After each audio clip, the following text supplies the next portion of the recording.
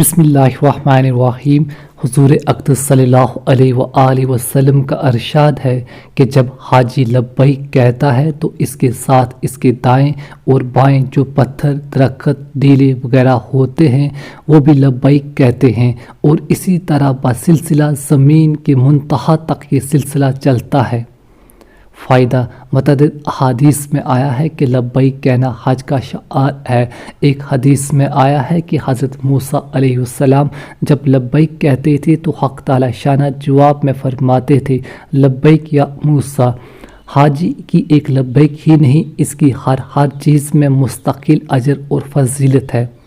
एक हदीस में आया है कि हज़रत अब्दुल्लाह बिन उमर रज़ी अल्लाह अन्हु फरमाते हैं कि मैं हुज़ूर अक़दस सल्लल्लाहु अलैहि वसल्लम की खिदमत में मनी की मस्जिद में हाज़िर था कि दो शख्स, एक अंसारी और एक तख़फ़ी हाज़िर खिदमत हुए और सलाम के बाद अर्ज़ किया कि हुज़ूर अक़दस सल्लल्लाहु अलैहि वसल्लम हम कुछ दरियाफ़त करने आए हैं। हुज़ूर अक़दस सल्लल्लाहु अलैहि वसल्लम ने फरमाया कि तुम्हारा दिल चाहे तो तुम दरियाफ़त कर लो, और तुम कहो तो मैं बतला दूं कि तुम क्या दरियाफ़त करना चाहते हो। उन्होंने अर्ज़ किया कि आप सल्लल्लाहु अलैहि वसल्लम ही इरशाद फरमा दे। हुज़ूर अक़दस सल्लल्लाहु अलैहि वसल्लम ने फरमाया कि तुम हज के मुतालिक दरियाफ़त करने आए हो कि हज के इरादे से घर से निकलने का क्या सवाब है, और तवाफ़ के बाद 2 रकत पढ़ने का क्या फ़ायदा, और सफ़ा मरवा के दरमियान दौड़ने का क्या सवाब है, और अरफात पर ठहरने और शैतान को कंकरियाँ मारने का और कुर्बानी करने का और तवाफ़ ज़ियारत करने का क्या सवाब है।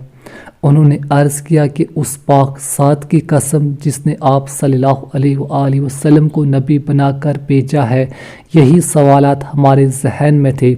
हुज़ूर अक़दस सल्लल्लाहु अलैहि वसल्लम ने फरमाया कि हज का इरादा करके घर से निकलने के बाद तुम्हारी सवारी ऊँटनी जो एक कदम रखती है या उठाती है वो तुम्हारे आमाल में एक नेकी लिखी जाती है और एक गुनाह माफ़ होता है, और तवाफ़ के बाद 2 रकतों का सवाब ऐसा है जैसा एक अरबी ग़ुलाम को आज़ाद किया हो, और सफ़ा मरवा के दरमियान सही का सवाब 70 ग़ुलामों को आज़ाद करने के बराबर है। और अरफात के मैदान में जब लोग हज जमा होते हैं तो हक़ तआला शान दुनिया के आसमान पर उतर कर फरिश्तों से फ़ख्र के तौर पर फरमाते हैं कि मेरे बंदे दूर दूर से पुरकुदा बाल आए हुए हैं, मेरी रहमत के उम्मीदवार हैं। अगर तुम लोगों के गुनाह रेत के ज़र्रों के बराबर हों या बारिश के कतरों के बराबर हों या समंदर के जाग के बराबर हों तब भी मैंने माफ़ कर दिए। मेरे बंदो जाओ, बख्शे बख्शाए चले जाओ, तुम्हारे भी गुनाह माफ़ हैं, और जिन की तुम सिफारिश करोगे भी गुनाह उनके गुनाह भी माफ़ हैं।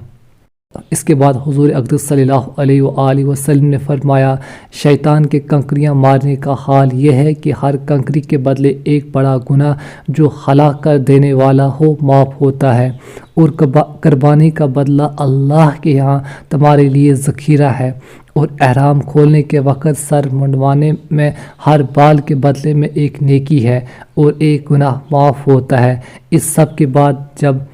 आदमी तवाफ़ ज़ियारत करता है तो ऐसे हाल में तवाफ़ करता है कि इस पर कोई गुनाह नहीं होता, और एक फ़रिश्ता मोहंडों के दरमियान हाथ रख कर कहता है कि आइंदा अज़र नो अमाल कर, तेरे पिछले सब गुनाह तो माफ़ हो चुके।